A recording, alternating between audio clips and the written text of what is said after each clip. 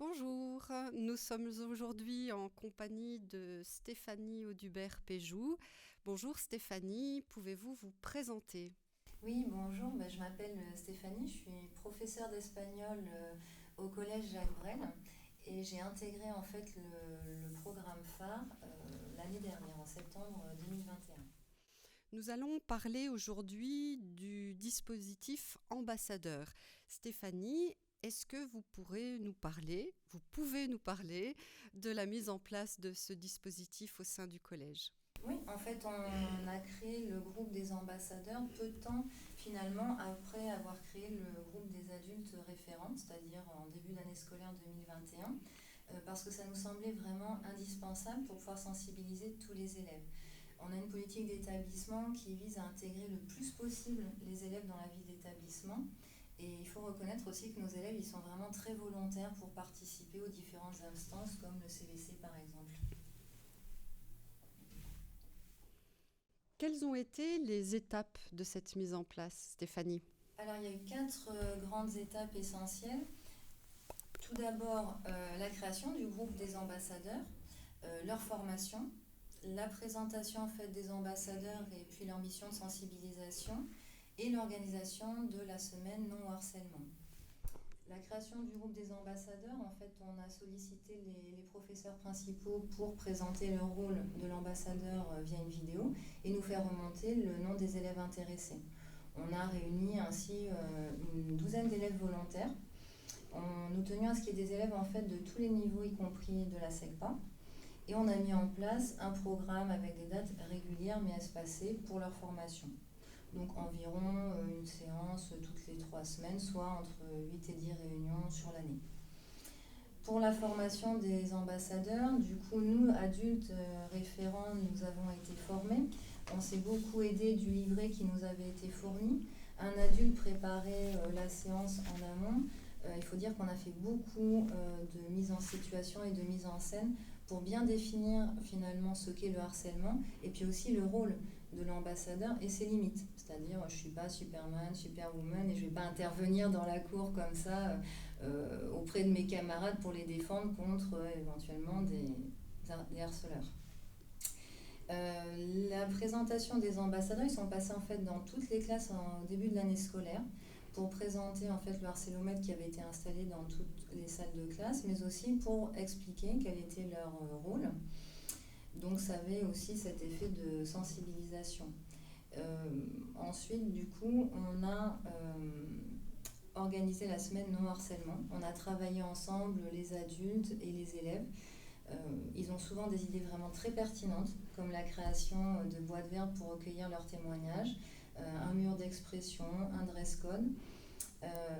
On les a intégrés également au concours non harcèlement. Donc seuls les élèves volontaires là ont participé à la réalisation de l'affiche. Et en fin d'année, on a également créé une capsule vidéo pour faire connaître l'équipe phare en fait aux familles et aux élèves et ainsi qu'à tout l'établissement. Cette année, deuxième année de la mise en place du groupe, les missions ont-elles évolué?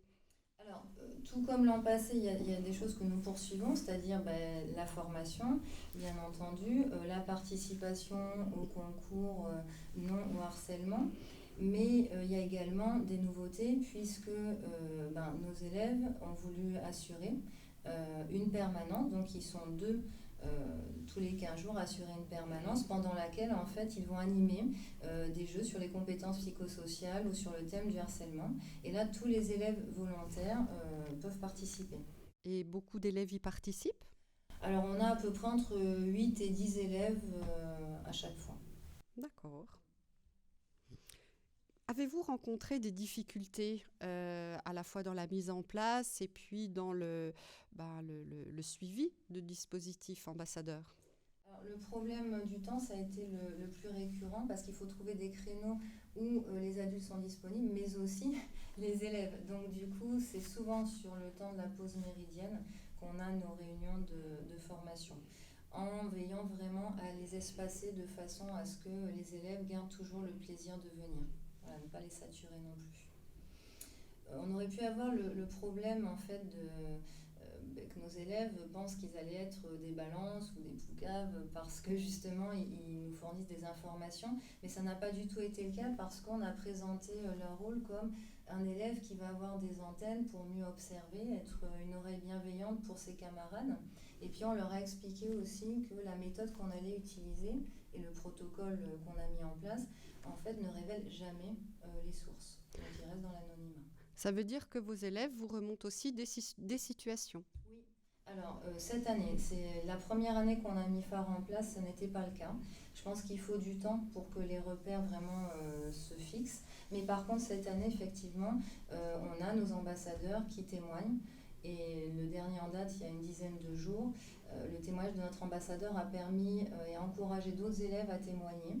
Et du coup, la victime qui, elle, ne voulait pas faire de vagues, nous avons pu intervenir par rapport aux propos homophobes qu'elle recevait, appliquer la méthode de préoccupation partagée. Donc ensuite, j'ai fait le point avec l'élève ambassadeur et c'est lui finalement à l'heure d'aujourd'hui qui assure le suivi de la victime puisque c'est un ami à lui et que cet élève n'aime pas trop dialoguer avec les adultes. Donc du coup, c'est notre ambassadeur qui assure le relais. C'est aussi une formation suivie puisque nos ambassadeurs ont assuré des ateliers de sensibilisation pendant la semaine non harcèlement auprès des écoles primaires. Du coup, on a vu l'impact qu'ils ont sur les plus petits qui ont envie un petit peu de les prendre comme modèle. Et je pense que ça va sans doute être aussi nos futurs ambassadeurs de demain. Donc ça fait plaisir. Donc des effets positifs de ce dispositif ambassadeur. Clairement, oui, parce qu'en plus, ça valorise énormément les élèves ambassadeurs. Les parents nous font des retours très positifs sur le rôle de leurs enfants. Leurs enfants leur disent c'est super ce que je fais en tant qu'ambassadeur. Et on sent, nous, effectivement, qu'ils ont de plus en plus confiance en eux, ils s'investissent de plus en plus et ils n'hésitent pas à prendre de leur temps libre pour réaliser différentes actions de phare. Et c'est aussi une valorisation en quelque sorte pour les adultes référents puisque ça nous permet d'avoir une certaine liberté par rapport à leur formation. Dernièrement, on les a amenés visionner un film sur le thème du harcèlement et c'est vrai que ça faisait plaisir de pouvoir librement les amener et ensuite discuter avec eux. C'est une autre manière de contribuer à leur formation. Un bilan personnel ?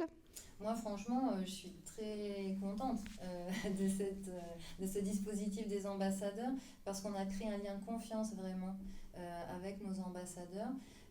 On a su aussi maintenir cette envie de venir en aide aux autres avec bienveillance. Et puis, c'est très gratifiant de les voir de plus en plus affirmés dans leur rôle. Ils prennent confiance en eux et gagnent en autonomie. Merci Stéphanie de votre témoignage. De rien, merci à vous. Au revoir.